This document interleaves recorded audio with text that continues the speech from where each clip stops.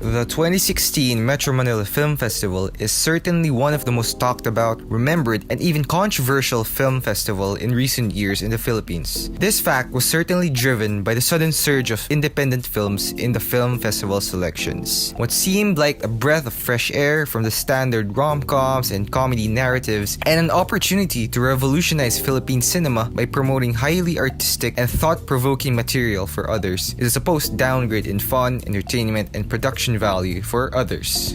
So what brought this temporary change in the landscape of mainstream Philippine cinema?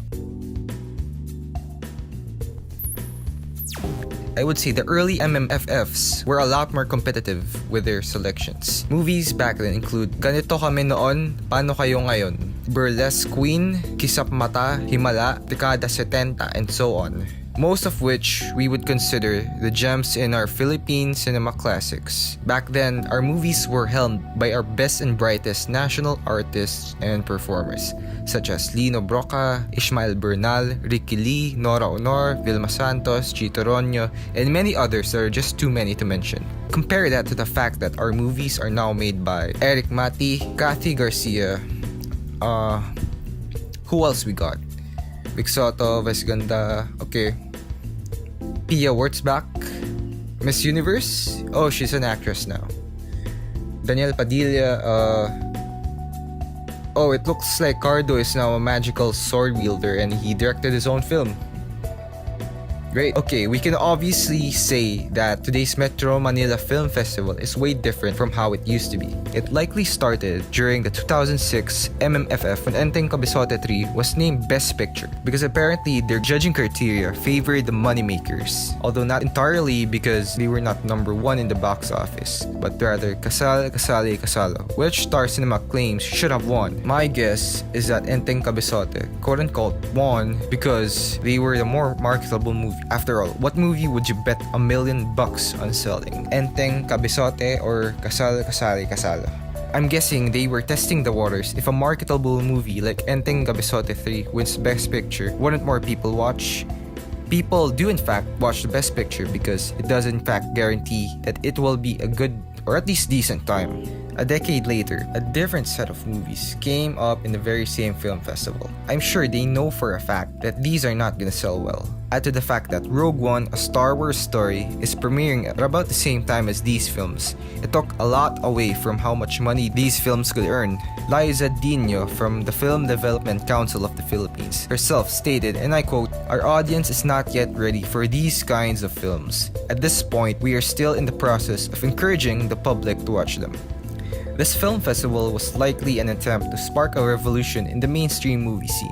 Yes, their profits tanked relative to the previous year's earnings, but had they continued, I believe that they would have slowly done better.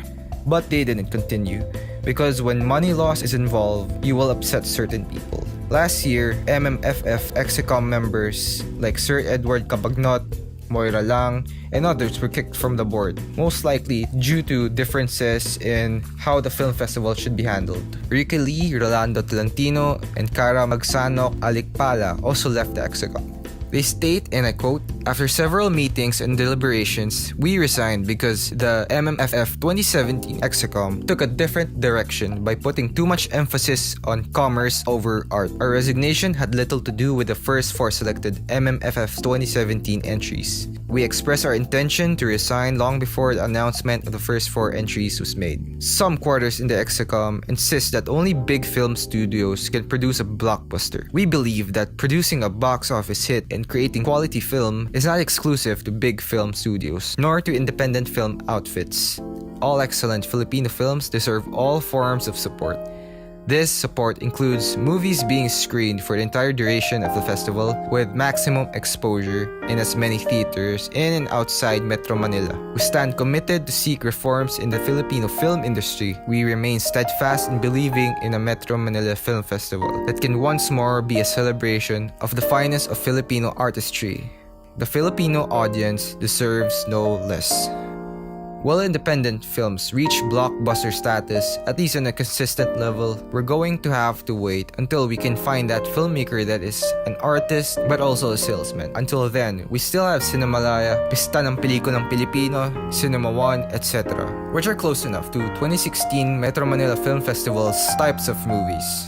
So that concludes the video. If you want to see more and support the channel, please hit the like and subscribe button, and as well as share it to your friends. Thanks for watching and more to come soon.